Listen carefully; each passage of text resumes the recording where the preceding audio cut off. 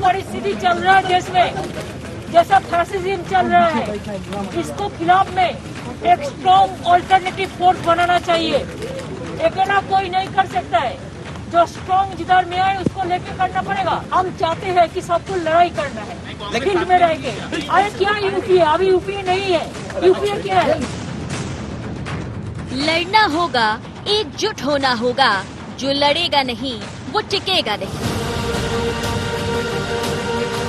साल 2024 के रण में चौसर पर मोहरे फिट करती ममता बनर्जी के दिल में कांग्रेस के लिए कोई ममत्व नहीं दिखा, बल्कि बिना नाम लिए जो नजर आया वो था एक मैसेज। वो संदेश जिसमें पूछा गया, कहाँ है यूपीए? कौन सा यूपीए? अभी यूपी नहीं है, यूपीए क्या है? ममता बनर्जी कह रही हैं कि वैकल्पिक ताकत बनना होगा, अकेला कोई कुछ नहीं कर पाएगा। बंगाल की सीएम ममता देश के दिल दिल्ली में अलग अलग लीडर्स से मिली, तो वहीं उन्होंने शरद पवार से मुंबई में मुलाकात की, लेकिन उनकी बातों में कांग्रेस के लिए तलखी थी। अगर कोई कुछ करते ही नहीं है, आधा टाइम आप विदेश में रहो, तो पॉलिटिक्स कैसे होगा? And you have to be in the field. If you don't be in the field, BJP will bold out. Congress को पूरे तौर पर साफ करने की बात यूं तो भाजपा कहती रही, लेकिन कांग्रेस की अपनी मजबूत वापसी को लेकर खुद कांग्रेस के लीडर्स को भी कहां भरोसा है। वो तो खुद अल्लाह भरोसे बैठे हैं। सुनिए गुलाम नबी आजाद को, जो बोले लगता नहीं कि अगले लोकसभा चुनाव में कांग्रेस पार्टी को 300 सीटें मिलेंगी। मैं ये वादा नहीं कर सकता हूँ कि अभी 2024 में 300 मेरे एमपी कांग्रेस पार्टी के आएंगे तो मैं इसको करूँगा। अल्लाह खैर सलाह, अल्लाह करे कि 300 आए, लेकिन मुझे अभी तो नहीं दिखता। हालांकि राजनीति की पटरी पर हाँफती कांग्रेस की रफ्तार को अभी पूरे तरह से नकारा नहीं जा सकता, और उसे मजबूत बताने और बिना कांग्रेस के बीजेपी के खिलाफ गठबंधन की बात पर पूरे जोर से कांग्रेस के नेता भी बोले।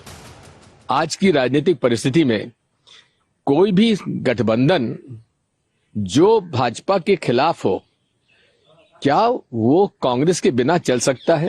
तो इसमें आज इस प्रकार के बयान की कोई आवश्यकता नहीं थी कि आज देश में अगर सड़कों पर अगर भाजपा का कोई विरोध कर रहा है तो कांग्रेस पार्टी कर रही है। कहाँ है दूसरी पॉलिटिकल पार्टीज?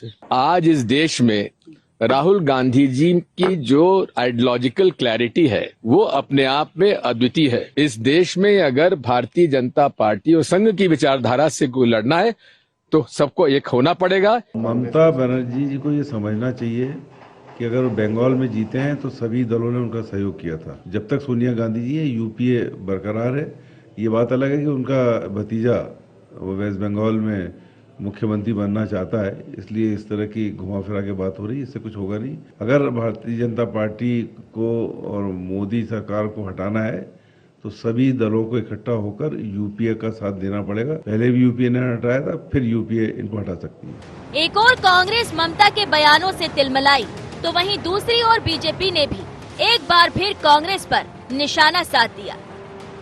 न बुआ साथ है, न बबुआ साथ है, न दीदी साथ है, न शरद पवार जी चाचा साथ हैं हमारे। तो इतने पर भी कपिल सिब्बल अगर कांग्रेस के यूपीए की आत्मा बता रहे हैं, तो बिना शरीर की, सारे दल अलग हो गए तो बिना शरीर के ये आत्मा महज प्रेतात्मा बन के घूमेगी। बहरहाल अभी तो तर्कश से कई तीर सामने होंगे, लेकिन बदलते विपक्षी समीकरण में भाजपा और मोदी के खिलाफ तैयार माहौल में कांग्रेस नहीं बल्कि तृणमूल कांग्रेस फ्रंट पर दिख रही है, और साथ ही ममता की सोनिया से दूरी और अन्य नेताओं से मुलाकात सियासी संकेत भी दे रही है।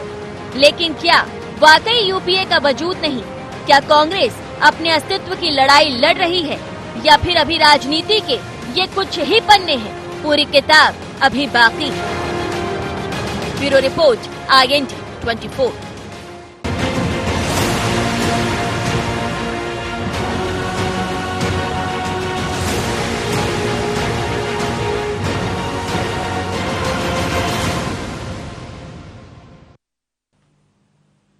नमस्कार, IND एजेंडा ममता की क्षमता में आपका स्वागत है। मैं हूं आपके साथ नाज़नीन नकवी। बात करेंगे ममता के मास्टर प्लान की, और अगर देखा जाए तो इसमें सीधा सीधा निशाने पर कांग्रेस नजर आ रही है। सवाल ये भी खड़ा हो रहा है कि क्या विपक्ष के टकराव के बीच मोदी की राह आसान हो जाएगी। 2024 की इबारत अभी से लिखने की बात हो रही है, उसकी तैयारी शुरू हो गई है, लेकिन इसमें यूपीए को लेकर सवाल उठाए गए हैं। हालांकि अगर कांग्रेस के लीडर्स की बात करें तो वो अब भी कह रहे हैं कि यूपीए का साथ होना जरूरी है, और साथ ही साथ मोदी को टक्कर देने के लिए भी इसकी जरूरी होने की जो बात है उसे नजरअंदाज नहीं किया जा सकता। लेकिन ऐसे में जब ममता सवाल खड़े कर रही है, उसके क्या सियासी मायने निकल रहे हैं, इस पर बात करेंगे। पहले नजर एजेंडा पॉइंट्स पर। क्या 2024 के पहले विपक्षी दल पड़े अलग थलग? क्यों ममता बनर्जी ने यूपीए को नकारा? क्यों ममता के निशाने पर कांग्रेस और राहुल गांधी?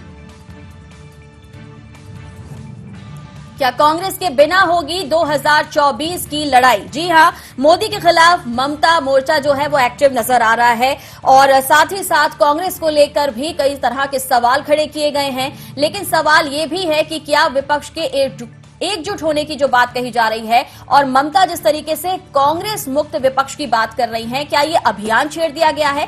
इसे समझने की कोशिश करते सबसे पहले परिचय करा देती हूँ। स्टूडियो में मेरे साथ वरिष्ठ पत्रकार मौजूद हैं, उनका परिचय करा देती हूँ। गौरव चतुर्वेदी जी हमारे साथ हैं, बहुत स्वागत है आपका। हमारे साथ प्रहलाद कुशवाहा जी जुड़ गए हैं, प्रवक्ता है मध्य प्रदेश बीजेपी के, स्वागत है। और साथ ही योगेश यादव हैं जो कांग्रेस का पक्ष रखेंगे, आप भी मध्य प्रदेश कांग्रेस के प्रवक्ता हैं, बहुत स्वागत है। और शुरुआत जो है मैं प्रहलाद जी आपसे करना चाहूंगी। हालांकि जिस तरीके से कहा जा रहा है कि मोदी सरकार को टक्कर देने के लिए 2024 में सत्ता से हटाने के लिए जो अभी रणनीति तैयार की जा रही है, उसमें जिस तरीके से ममता बनर्जी का स्टेटमेंट आया यूपीए को लेकर, कैसे देखते हैं आप इसे? ये सूत ना कपास जुलाहों में लट्ठम लट्ठ की कहानी है नाजनीन जी। इनमें कुछ कोई नेता हो तो समझ में आए, चाहे वो यूपीए हो, यूपीए बना कहीं ना कहीं कांग्रेस ने बनाया यूपीए प्रधानमंत्री बनने के लिए, है ना। ममता बनर्जी अब अलग घूम रही हैं कि मुझको नेता बनाओ, यूपीए में कुछ नहीं है इनका। राहुल गांधी जी इनके घूमते रहते हैं, इनको अपने पार्टी से कोई लेना देना नहीं। ये महागठबंधन जो बनाया था, हम लोग सदैव कहते आए कि ये महाठगबंधन है, अपनी अपनी नेतागिरी चमकाने वाला विषय है। कांग्रेस इस समय नेतृत्व विहीन है, कांग्रेस के पास ना नेता है, ना नेतृत्व है, ना ही कोई ऐसा कोई विषय है इनके पास कि जिससे ये जनता के बीच में जाएं। तो मुझे ऐसा लगता है कि ये अनावश्यक की भाग दौड़ है। इनके कांग्रेस के नेता जो G23 है, इनका जो G23 है, उसके ही नेता कांग्रेस पर सवाल उठा रहे हैं। ममता बनर्जी ने कोई अलग बात नहीं की है। ममता बनर्जी जी को भी समझ में आया है कि वास्तव में कांग्रेस के साथ जाने से कुछ होने वाला नहीं है। और वैसे भी भारतीय जनता पार्टी को हराने की बात, जैसे इनके महाराष्ट्र कांग्रेस के ने कहा कि राहुल गांधी जी को अगर इग्नोर करेंगे तो बीजेपी को नहीं हरा सकते। बीजेपी को हराना यानी आप जन कल्याणकारी योजनाओं को हराने की बात कर रहे हैं, एक सशक्त नेतृत्व को हराने की बात कर रहे हैं। मुझे लगता है कि ये सब अपनी अपनी नेतागिरी चमकाने का मामला है नाजनीन जी, और कुछ नहीं है। ठीक है, चलिए आपको ऐसा लगता है, लेकिन अब यहाँ पर हम समझना चाहेंगे गौरव सर आपसे, क्योंकि अगर हम देखें 125 दिन पीछे जाकर जब ममता जी सोनिया से मिलती हैं, जब वो राहुल गांधी से मिलती हैं, और उस वक्त ऐसा लगता है कि बहुत ज्यादा आत्मीयता है रिश्तों में, लेकिन अचानक से अब जिस तरीके के बयान आए, और उसमें साफ तौर से ये भी देखा जाना कि दिल्ली जाती हैं लेकिन सोनिया से मुलाकात नहीं करती, दूसरे दलों के नेताओं के साथ उनकी मुलाकात होती है, तो क्या आपको लग रहा है कि समय के साथ साथ विचार बदल गए? देखिए नाजनीन जी, सोनिया गांधी जी से जो मुलाकात हुई थी उसके बाद ममता बनर्जी की मुलाकात प्रधानमंत्री नरेंद्र मोदी से भी हुई और कई सारे केंद्रीय मंत्रियों से भी हुई।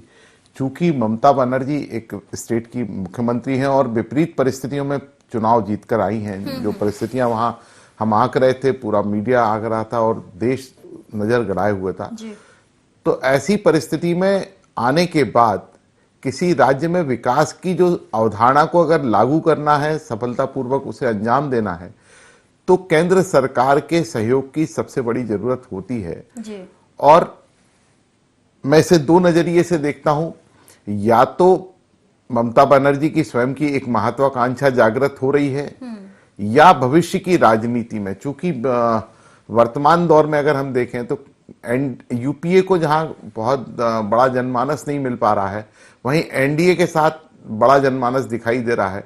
और आने वाले समय में अगर वो एनडीए का जो एनडीए के दल हैं उनमें भी एक नाराजगी है और यूपीए के दलों में भी नाराजगी है।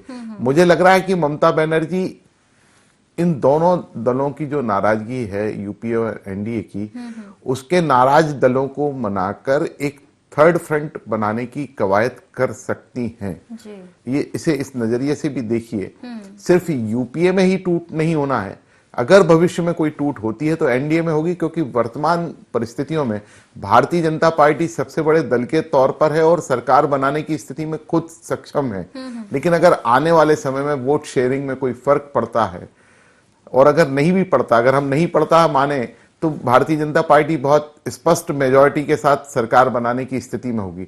लेकिन अगर फर्क पड़ता है तो सबसे बड़ा नुकसान भाजपा को होगा, और उसका जो फायदा होगा वो सपोर्ट वाले जो अन्य दल हैं उनको होगा, विरोधियों को होगा। बिल्कुल तो कोशिश उन भी करेंगे। दोनों को जो नाराजगी हो, उस टूट को अपने पाले में लाने का काम ममता बनर्जी शायद कर रही हैं, मुझे ऐसा लगता है। चलिए, बिल्कुल। और योगेश जी, ममता बनर्जी ने तैयारी शुरू कर दी है, जैसा कि गौरव सर ने कहा कि उनकी अपनी भी महत्वाकांक्षा हो सकती है इसमें।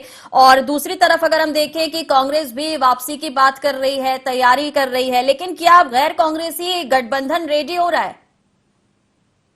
देखिए राजनीत जी, सबसे पहले तो मैं आपको कांग्रेस की परिभाषा स्पष्ट कर दूं कि कांग्रेस क्या है। कांग्रेस इस देश की आत्मा है। कांग्रेस भारत माता का जो मूल स्वरूप है, विशेषकर धर्मनिरपेक्षता और सभी धर्मों में फूलों में गुलदस्ते के समान समाई हुई जो पूरी भारत माता की आत्मा, वही कांग्रेस उसका संवहन है, वही कांग्रेस उसका प्रवाह है। तो इस तरीके से ये कहना कि कांग्रेस विलोपित हो रही है या कांग्रेस प्रासंगिक नहीं है, तो मैं इसको बहुत हास्यास्पद मानता हूँ कि कांग्रेस ही एक ऐसी पार्टी है कि जो इस देश में आजादी के पहले, आजादी के बाद होता है, कभी कभी विपक्ष पावरफुल हुआ है। यदि आजादी के बाद प्रजातंत्र का इतिहास देखेंगे तो कांग्रेस ने ही देश को विकास के पथ पर आगे बढ़ाया है, लेकिन अब सत्तारूढ़ हो गए तो इतना अहंकार या हम आ गया कि उनको कांग्रेस विकल्प के रूप में नजर आएगी, कांग्रेस का अस्तित्व समाप्त हो जाए। मैं पूछना चाहता हूं कि पहला प्रश्न तो ममता जी इस बात का जवाब दे दें कि आज विपक्ष का मतलब मेरा अभिप्राय भारतीय जनता पार्टी से, भारतीय जनता पार्टी को जो सबसे बड़ा फोबिया है वो कांग्रेस का फोबिया है, गांधी परिवार का फोबिया है। वो ले देकर सिर्फ बात करते हैं तो कांग्रेस की बात करते हैं। उनका यदि 20 मिनट का भाषण होता है तो उसमें 8 या 2 मिनट गौरव जी मेरी बात का समर्थन करेंगे कांग्रेस के विरुद्ध, गांधी परिवार के विरुद्ध। तो गांधी परिवार या कांग्रेस का परिवार इस देश को एक इस तरीके से रचा बसा है, इस देश की संस्कृति में, इस देश के भाव में। और जहां तक ममता जी का सवाल है तो ममता जी एक क्षेत्रीय पार्टी की नेता है, और इतिहास के गर्भ में आप जाएंगे, गौरव जी को मालूम है कि साउथ में भी ऐसे कई प्रयोग हुए हैं। कई हमारे स्टेट के जो चीफ मिनिस्टर हुए उन्होंने प्रयोग करके राष्ट्रीय स्तर का दल बनने की कोशिश की है। दिल्ली में बैठे हुए लोगों ने राष्ट्रीय स्तर का दल बनने की क्षेत्रीय पार्टियों ने कोशिश की है, और ये पार्टी की ये कोशिश से हमेशा नाकाम हुई है, क्योंकि कश्मीर से लेकर कन्याकुमारी तक और कलकत्ता से लेकर जूनागढ़ तक यदि कांग्रेस का कार्यकर्ता है तो वो कांग्रेस का कार्यकर्ता। बड़ी विचित्र बात है कि तो थर्ड फ्रंट की बात कर रहे हैं। अब मैं आपसे पूछना चाहता हूं कि कांग्रेस को तो हर जगह जानते हैं, मैं आलोचना नहीं कर रहा हूं ममता जी, लेकिन उनके ममता जी की पार्टी का नाम भी कई क्षेत्रों में नहीं मालूम होगा या उनका चुनाव चिन्ह भी नहीं जानते। तो ये बात कहना और आरोपित करना कि राहुल जी नहीं है, देश में नहीं रहते, ये बड़ा हास्यास्पद लगता है। राहुल जी समर्पण, लेकिन ये बात अकेले ममता जी नहीं कह रही है ना सर, बीजेपी के लीडर्स भी यही कहते हैं। तो फिर आपको नहीं लगता कि हर तरफ से एक ही तरह की बात हो रही है? देखिए नाजनीत जी, सबसे बड़ी बात है बीजेपी को तो भय कांग्रेस का है ना, क्योंकि कांग्रेस ही इस देश का विकल्प है, कांग्रेस ही इस देश की संभावना है, कांग्रेस ही इस देश का भविष्य है, कांग्रेस ही इस देश का नियोजन है। 2014 के बाद जो देश गर्त में जा रहा है, निसड्डी देश बनता जा रहा है, अराजकता कायम है, निजीकरण कायम है, चलिए ठीक है, महंगाई लौटूंगी आपके पास योगेश जी। गौरव सर, विकल्प की बात कह रहे हैं कि कांग्रेस ही विकल्प है, लेकिन अगर आपने ममता बनर्जी को सुना होगा, उन्होंने भी यही कहा कि एक विकल्प तैयार करना होगा, जो विपक्षी दल हैं उन्हें एक साथ आना होगा, और इसमें उन्होंने जिस तरीके से निशाना साधा राहुल गांधी पर, तो क्या आपको लगता है कि विकल्प बनने के लिए दिखना भी जरूरी है, मजबूती के साथ खड़ा होना भी जरूरी है? और ऐसे में जब बार बार कांग्रेस से पूछा जाता है कि आप अपने नेतृत्व को कैसे मजबूत करेंगे, आपके राष्ट्रीय अध्यक्ष को लेकर भी जब सवाल होते हो। देखिए, ममता जी की व्यक्तिगत नाराजगी किसी नेता से हो सकती है, राहुल जी के नेतृत्व को लेकर के उनकी नाराजगी हो सकती है, या उनके कार्यशैली से वो असंतुष्ट हो सकती हैं, सोनिया गांधी की कार्यशैली से असंतुष्ट हो सकती हैं। लेकिन जब हम एक समग्र दृष्टिकोण में देखें, जब यूपीए का गठन हुआ था या एनडीए का गठन हुआ था, तो एक साझा मिनिमम प्रोग्राम बना था दोनों दलों का, दोनों अलायंस का, और दोनों अलायंस के उस प्रोग्राम में जो सहयोगी भूमिका निभा रहे थे वो एक साथ आए थे। आज सबसे बड़ी बात है कि आपकी व्यक्तिगत नाराजगी ज्यादा महत्वपूर्ण है या देश के वो प्रमुख मुद्दे जो जनता के सामने रखे जाना चाहिए, जिन पर बात की जाना चाहिए। राहुल के नेतृत्व से ममता नाराज हो सकती है, सोनिया के नेतृत्व से ममता नाराज हो सकती है, लेकिन क्या बाकी दलों के नेता या कार्यकर्ता सोनिया राहुल को इग्नोर करते हैं? क्या आम जनता उन्हें अनदेखा करती है? इस समग्र दृष्टिकोण में सबसे बड़ी जो इंपॉर्टेंट भूमिका निभाएगा वो साझा मिनिमम प्रोग्राम निभाएगा, और वो क्या है दोनों अलायंस के बीच में, वो सबसे बड़ी भूमिका के तौर पर रहेगा। वो चाहे ममता बनर्जी हो, चाहे एनसीपी हो महाराष्ट्र में, या शिवसेना हो, आने वाले समय में उस प्रोग्राम के ऊपर ही सारा कार्यक्रम निर्धारित रहेगा। प्रहलाद जी, योगेश जी कह रहे थे कि विकल्प के रूप में कांग्रेस ही नजर आती है, और बीजेपी को कांग्रेस से ही डर लगता है। जब आप बात भी करते हैं तो ज्यादा जिक्र जो होता है वो कांग्रेस का जिक्र होता है। और जैसा कि जन जागरण को लेकर दिग्विजय सिंह भी कह रहे हैं कि विपक्ष की अगर हम बात करें तो कौन सा ऐसा दल या ऐसे नेता हैं जो मुकाबला करने के लिए खड़े हैं या जनता के बीच जा रहे हैं? माननीय दिग्विजय सिंह जी बड़े सीनियर लीडर हैं। वो खुद कहते हैं कि मैं जहां जाता हूं तो वहां वोट कट जाते हैं। और रही बात कांग्रेस की, तो कांग्रेस पार्टी के नेता हैं, वो आपस में पहले तय कर लें कि हमको अपने पार्टी के विषय में कैसी बात रखना है। और जैसे अभी गुलाम नबी आजाद जी ने भी अभी कुछ बातें कही हैं अपनी ही पार्टी के नेतृत्व के विषय में। कपिल सिब्बल जी भी बोल रहे हैं, कुछ दिन पहले मनीष तिवारी जी भी ऐसा कुछ बोल रहे थे। तो क्या हमारी लड़ाई कांग्रेस पार्टी से इसलिए नहीं है कि हमको कांग्रेस पार्टी से लड़ना है। हम तो भैया विकास के कार्यों में अपना, जो हमारी सरकारों की प्राथमिकता है, हम उन कार्यों में लगे हैं। कांग्रेस पार्टी के नेता कांग्रेस पार्टी की चिंता करेंगे, माननीय योगेश जी करेंगे, और मुझे और भारतीय जनता पार्टी को कांग्रेस की चिंता करने की आवश्यकता नहीं है। ठीक है। गौरव सर, क्या आपको लग रहा है कि जिस तरीके से मोदी सरकार के खिलाफ एकजुटता की बात कही जा रही है, 2024 सीधे साफ साफ टारगेट नजर आ रहा है, लेकिन ममता बनर्जी का पवार से जाकर मुलाकात करना, और ऐसे में क्या लग रहा है कि एक टीम, एक सेना तैयार हो रही है जो मोदी के खिलाफ उतरेगी?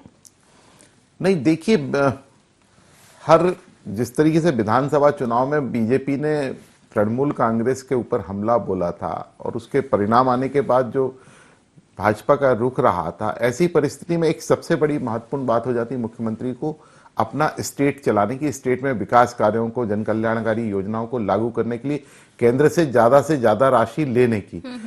हम अगर ममता बनर्जी की कार्यशैली का थोड़ा सा आकलन करें तो ममता केंद्र के साथ असहयोग वाली परिस्थिति में काम करना पसंद नहीं करेंगी, नंबर एक। नंबर दो, वो भविष्य की रणनीतियों की ओर भी ध्यान दे रही हैं, क्योंकि जो भाजपा का वोट था वो स्वर्णिम था। भाजपा हालांकि अब इस वोट अपने 45% वोट को 51% तक ले जाने की कवायद कर रही, लेकिन ऐसी परिस्थिति में कितना लाभ भाजपा को मिलता है ये देखने वाली बात होगी। लेकिन साथ ही साथ जो अन्य राजनीतिक दल हैं वो भी चाहते हैं कि वो अपनी भूमिका वहां पर प्रमुख तौर पर निभाएं। ऐसी परिस्थिति में ममता बनर्जी स्वयं भी चाह रही कि कोई थर्ड फ्रंट, चूंकि कांग्रेस से वोटर की एक नाराजगी है उसका विकल्प हम खड़ा कर सकें। ऐसी परिस्थिति को लेकर के वो थर्ड फ्रंट बनाने की कोशिश करेंगे। ये तो परिणाम बताएंगे भविष्य में कि उनके प्रोग्राम्स क्या रहते हैं। आपको कोशिश दिख रही है। शुरुआत में आपने भी कहा कि कहीं एक महत्वाकांक्षा हो सकती है, केंद्र के सहयोग से राज्य सरकार को अपनी सरकार प्रदेश में चलाने के लिए मदद की जरूरत है या अच्छे तालमेल की जरूरत है, लेकिन क्या आपको लग रहा है कि ममता का जो टारगेट है वो 2024 पर है? नहीं, टारगेट 2024 पर है, लेकिन सबसे बड़ी बात है कि जो अदर अलायंस है, जैसे अगर हम बात करें एनडीए की, एनडीए में भारतीय जनता पार्टी के पास 300 सीटें हैं, लेकिन जो बाकी जो सीट्स हैं वो 25 ही हो रही हैं, तो बहुत ज्यादा फर्क नहीं है। अगर हम कांग्रेस की बात करें, यूपीए की बात करें, तो 99 सीटें हैं, 99 में 52 सीटें कांग्रेस के पास, तो सबसे बड़े दल के तौर पर तो भारतीय जनता पार्टी और कांग्रेस ही रहेगी। अब इस विकल्प में से आप कितना बड़ा विकल्प बना सकते हैं, इसको लेकर के क्या बाकी सहयोगी दल उस भूमिका के साथ मैदान में आ पाएंगे? सिर्फ ममता बनर्जी के ये कह देने से कि हम विकल्प तैयार कर रहे हैं, बाकी सारे राजनीतिक दल, आम जनता, आम मतदाता उसे कितना एक्सेप्ट करेगी ये देखने वाली बात होगी। लेकिन एक कोशिश मैं इसे बोल सकता हूं। और भविष्य में अगर हम बात करें, जो भी चुनाव परिणाम आते हैं, जो वोट ज्यादा वोट शेयर रहना है वो भारतीय जनता पार्टी और कांग्रेस के पास रहना है। अब ऐसी स्थिति में जो सीटों का डिवीजन होगा, उन सीटों के डिवीजन में थर्ड फ्रंट के कितने सांसद चुनकर आते हैं और वो किस प्रकार की भूमिका निभाते हैं, वो तब देखने वाली बात होगी। लेकिन आज एक विकल्प इसीलिए है कि भविष्य में हम अपनी राजनीति को मजबूत कर सकें। राजनीति को मजबूत करने की जो कोशिश की जा रही है, उसमें अगर हम कांग्रेस की बात करें, योगेश जी, क्या कुछ आपकी तरफ से भी किया जा रहा है? क्योंकि विकल्प के रूप में आप कह रहे हैं खुद ही कि कांग्रेस सामने नजर आती है, जन जागरण की बात जैसे दिग्विजय सिंह करते नजर आ रहे हैं, ऐसे और क्या कुछ प्रोग्राम्स रहेंगे कांग्रेस के ताकि आप मजबूत विकल्प के रूप में जनता के सामने भी आए? नहीं, निश्चय ही ये बात आप कह रहे हैं कि कांग्रेस की अपनी कोशिशें और अपना निरंतर आह्वान जारी रहना चाहिए, आंदोलित रहना चाहिए कांग्रेस को। लेकिन आप ममता जी को समझिए, ममता बनर्जी की जो जीत है वो एक क्षेत्रीयवाद पर किन आधारों, किन मुद्दों पर वो जीती है चुनाव, ये अच्छी तरह आप जानते हैं। वो वहां का पश्चिमी बंगाल का एक नेचर है, वहां का उस नेचर पर वो इलेक्शन जीती। अब वो नेचर पर वो राजस्थान में या साउथ में जाकर थोड़ी जीत सकती, या पंजाब में, जम्मू कश्मीर में जाकर सरकार थोड़ी बना सकती। भाई, विपक्ष के रूप में ममता बनर्जी हो या अन्य दल हो, वो एक मोती हो सकते हैं, लेकिन मोतियों की माला बनाने का जो कार्य है वो यूपी के माध्यम से कांग्रेस ही कर सकती है, क्योंकि कांग्रेस ही एक ऐसी पार्टी है, मैंने पुनः कहा, चाहे वो साउथ हो, चाहे नॉर्थ हो, चाहे पश्चिम हो, चाहे पूरब हो, सब तरफ कांग्रेस ही एक ऐसी पार्टी है कि जो आधार है, जिसके कार्यकर्ता हैं, जिसके हर कार्यकर्ता हर क्षेत्र में, और वो वहां के स्थानीयवाद के, वो वहां के मुद्दों को समझते हैं, वहां की समस्याओं को समझते हैं, और समग्र देश के विकास के लिए यदि कोई बागडोर संभाल सकता है तो वो कांग्रेस हम समझते हैं कि भारतीय जनता पार्टी टाइप के बुलबुले आते रहते हैं, चले जाते हैं अपने आप ही। और मैं अतिरेक में नहीं कह रहा हूं, लेकिन पूरे आत्मविश्वास के साथ कह रहा हूं कि भारतीय जनता पार्टी ने जो ये देश का निजीकरण किया है और जो देश बेचने की कोशिश की है, तो उल्टी गिनती तो इनकी शुरू हो गई। और आज भी भारतीय जनता पार्टी डरती है तो कांग्रेस करती। तो ये ममता जी को इस बात को थोड़ा गंभीरता से समझना चाहिए। आपका पश्चिम बंगाल पूरा देश नहीं है, समग्र भारत की बात की जानी चाहिए, भारत माता की बात की जानी चाहिए, और उसका एकमात्र मार्ग है, उसका एकमात्र भोजन है, उसका एकमात्र लक्ष्य है कांग्रेस पार्टी के साथ सम्मिलित होकर। ठीक है, थोड़ा समझ लेती हूँ मैं। चतुर्वेदी सर, क्या लगता है आपको? योगेश जी जो कह रहे हैं कि जो मिजाज बंगाल का है वो मिजाज राजस्थान का नहीं हो सकता, वो बाकी जगह नहीं हो सकता, लेकिन कोशिश और प्रयासों की अगर हम बात करें, या जिस तरीके से अगर हम देखें कि ये सोचना कि कभी बीजेपी जिस तरीके से आज अलग अलग राज्यों में अपनी सरकार बनाए हुए है, ऐसा कभी पहले कांग्रेस ने नहीं सोचा था, तो ये कांग्रेस का आत्मविश्वास है या आपको लगता है कि वाकई राजनीति से भी इसका कुछ संबंध नजर आ रहा है? नहीं, योगेश जी जो कह रहे हैं वो अपनी जगह सही है। वो कांग्रेस को जिस तरीके से आकलन कर रहे हैं, पूरे देश में स्वाभाविक तौर पर कांग्रेस सबसे पुरानी पार्टी है और उसके कार्यकर्ता नीचे बूथ तक हैं। भारतीय जनता पार्टी ने उस दूरी को पाटने का प्रयास किया और सफल भी हुई, और उसके परिणाम हमें देखने मिले। अब बात रही क्षेत्रीय दलों की, तो हर क्षेत्रीय दल की एक भूमिका एक सीमित राज्य में ही होती है।